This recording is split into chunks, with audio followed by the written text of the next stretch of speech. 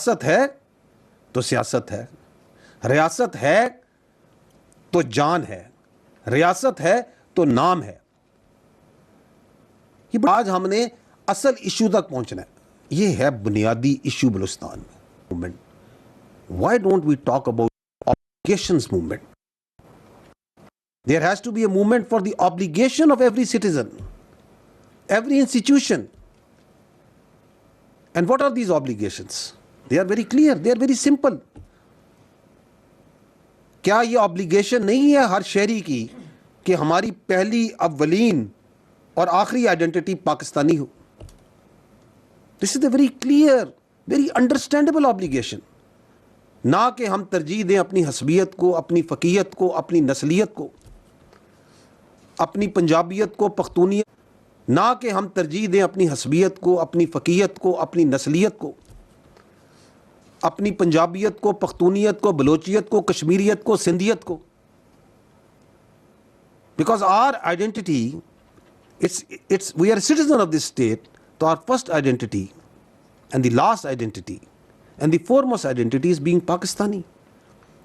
It's our obligation that we must acknowledge the fundamental position, the central position of the state of Pakistan in our lives. کیونکہ ریاست ہے تو سیاست ہے، ریاست ہے تو جان ہے، ریاست ہے تو نام ہے۔ یہ بڑی بنیادی obligations ہیں۔ Are we really working towards that? Let's think about it. Because جب ہم ایشو کی بات کرتے ہیں تو آگے جو میں بات کروں گا, these are the two fundamental things from which all this security, stability, terrorism, grievances, rights, everything is ان دونوں چیزوں سے جنم لیتی ہے۔ جی next, specific to Balochistan, the first thing that we have written is elitism and sardarism and desire to maintain status quo. You might be thinking کہ ISPR will come and say کہ جی اتنے تھکانے ہو گئے ہیں، کیونکہ آج ہم نے اصل ایشو تک پہنچنا ہے، یہ ہے بنیادی ایشو بلوچستان میں۔ کیونکہ یہ وہ قبیلہ ہے، یہ وہ حصہ ہے اس سوسائٹی کا جو کہ اوپر، جس کی کوئی اپنی سمجھتا میری obligation نہیں سمجھتا، صرف میرے رائٹس ہیں۔ دی elites, the sardars, part of them, I'm not talking about all of them, who think کہ یہ جو سٹیٹس کو ہے this must be maintained، وہ سٹیٹس کو جو 1947 اور اس سے پہلے سے بھی چلا آ رہا ہے۔ اور وہ سٹیٹس کو کیا ہے؟ وہ سٹیٹس کو یہ ہے کہ غریب کا بچہ، نارمل سٹیزن، پڑھے نہ، ترقی نہ کرے، وہ انجینئر نہ بنے، ڈاکٹر نہ بنے، فوج میں نہ جائے، اکانومسٹ نہ بنے، ایگریکلچرسٹ نہ بنے، کاروبار نہ کریں، کچھ نہ کریں۔ کیوں؟ وہ میرا غلام رہے، وہ میری زمیادوں کا ڈرائیور چلے، وہ میری ملیشیا میں کلشن کو اٹھائے، وہ میرا گارڈ بن کے آگے پیچھے پھرے، کیونکہ میں خواص ہوں۔ I only have rights, I don't have any obligations. So they are the prime movers of this terrorism, because they are afraid. They are afraid that the times are changing.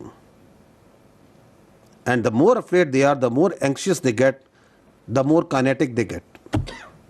The second issue is the desire for appeasement. اسی سے جڑا ہوا ہے کہ ہم دہشت گردی کروائیں گے، ہم دہشت گردی کے بارے میں بات کریں گے، ہم یہ کہیں گے کہ بلوچستان تو ہاتھ سے نکل رہا ہے، کیا ہو رہا ہے، آئے ہم سے بات کریں، ٹاک ود اس، ہمیں اپیز کریں جس طرح آپ پہلے کرتے آ رہے تھے۔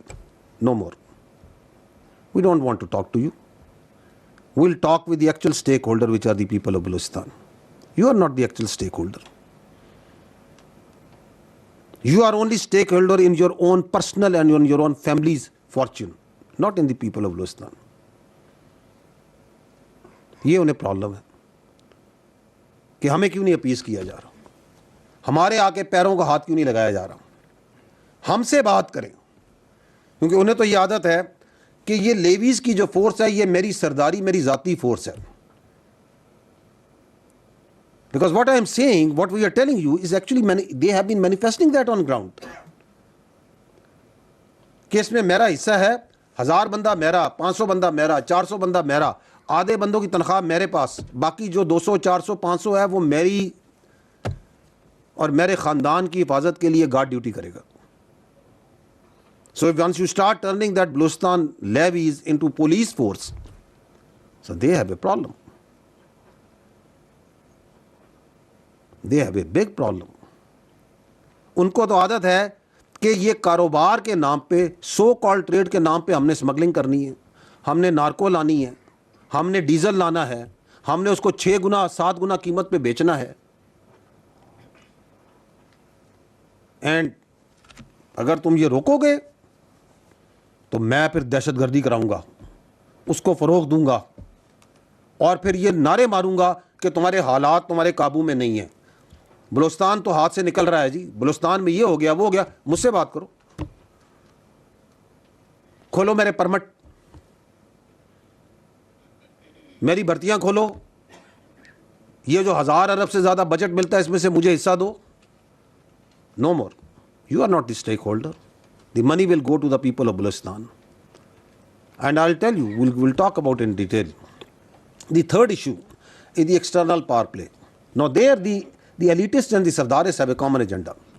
Who are these external powers? You know better. What is their interest? Very clear interest. They know کہ بلوچستان کی ایک geographical location ہے. They know that Balochistan is blessed with not only a very vibrant, very progressive human resource, but also with natural resource. اس کی ایک بلو economy ہے, اس کی ایک agriculture ہے, اس کے پاس اللہ تعالیٰ نے دنیا کی ہر نعمت دی ہے. They know the potential of Balochistan. They know that the Balochistan, if rises, the whole of the Pakistan rises, the region rises. So they have a problem. So they get physically involved through these terrorists, those Fitna Hindustan and Fitna al-Khawarij, and they find ready partners in this elitist and Sardaris, who are also afraid of the changing times. ان کو تو وہی سرداری نظام چاہیے, ان کو وہی غلام چاہیے, انہیں وہی ملازم چاہیے, انہیں وہی اپنی ذاتی جیلیں بھی چاہیے, انہیں اسی طرح کا استحصال چاہیے جو انہوں نے اپنے باپ دادا کے زمانے میں دیکھا تھا. The next is these contiguous support bases, especially the Afghanistan.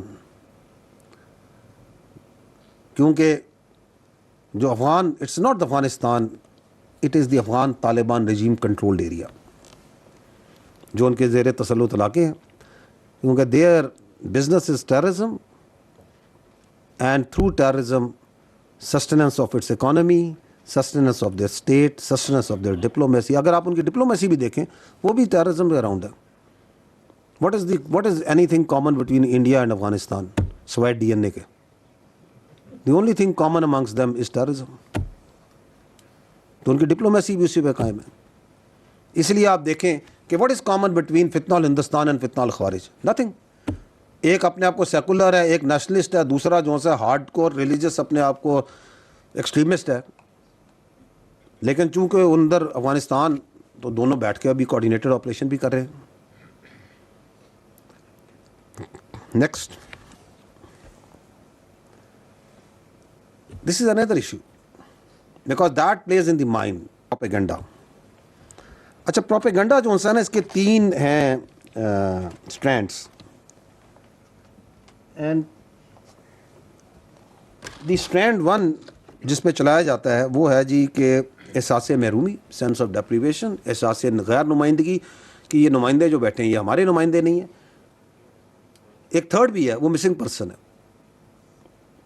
وہ بھی پروپیگنڈے کا بلوچستان میں بڑا اسپیسیفک ٹول ہے. اینڈ اس کے بعد جو ہے چوتھا ہے اس کا, وہ ہے دہشت گردی. وہ بذات خود ایک پروپیگنڈے کا ایشو ہے, کیونکہ اس کے اندر آپ کنٹینٹ کریٹ کرتے ہیں, کنٹینٹ کو کریٹ کر کے آپ پھینکتے ہیں, ڈالتے ہیں, اور اس پہ آپ نیریٹو بناتے ہیں. Briefly we go through all this. احساس محرومی, احساس محرومی کی کچھ میں آپ کے سامنے فیکٹس رکھ دیتا ہوں. Let me take 2 cities, not Quetta, Gwadar. In Gwadar there are 3 universities. It's a population of 3.05 lakh, 3 ساڑھے 3 لاکھ کی آبادی کا شہر.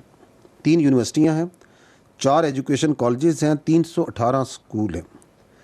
وہاں پہ پاک چائنا فرینڈشپ ہاسپٹل ہے which is one of the largest in Balochistan with very high standard facilities. وہاں پہ ڈسٹرکٹ ہیڈ کوارٹر ہسپتال ہے, ایک رورل ہیلتھ سینٹر ہے, چائلڈ ڈسپینسریز 5 ہیں, 19 بیسک ہیلتھ یونٹس ہیں, ایک انٹرنیشنل ایئرپورٹ ہے وہاں پہ گوادر کی سی پورٹ ہے, ایکسپریس وے ہے, ایسٹ بے ایکسپریس وے ہے, وہاں پہ انڈسٹریل فری زونز ہیں, ٹیکس فری زونز ہیں, وہاں پہ پاک چائنا فرینڈشپ ہاسپٹل کا میں نے پہلے ذکر کر دیا ہے, there is a cricket stadium and there are other so many projects, specific projects.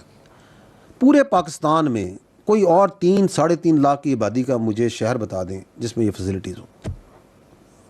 Let's talk about Turbat.